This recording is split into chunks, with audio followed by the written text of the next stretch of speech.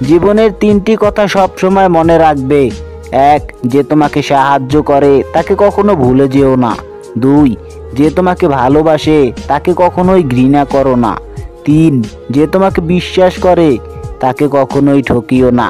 যদি কেউ তোমাকে সন্দেহ করে তাহলে দুঃখ পেও না। শুধু মনে রেখো, সবাই সোনা কিংবা হীরাকেই সন্দেহ করে এটা আসল কিনা, কিন্তু কেউ লোহাকে সন্দেহ করে না।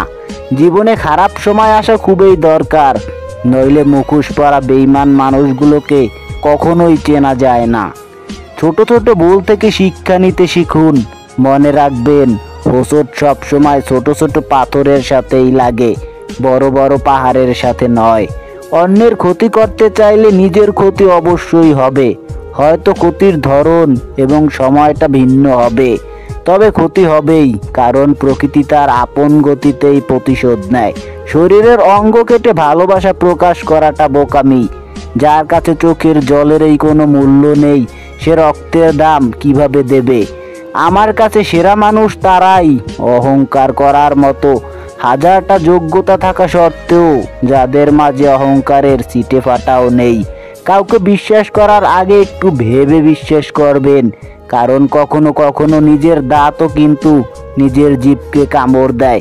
যে ব্যক্তি প্রতিশোধ নেওয়ার ক্ষমতা থাকা সত্ত্বেও ক্ষমা করে দেয়, সে আমার নিকট সর্বাপেক্ষা প্রিয় নবী মুহাম্মাদুর রাসূলুল্লাহ সাল্লাল্লাহু আলাইহি ওয়াসাল্লাম। মিথ্যেবাদীরাই এখন প্রিয় হয় এবং সবার ভালোবাসা পায়, আর সত্যবাদীরা পায় অপমান আর অবহেলা।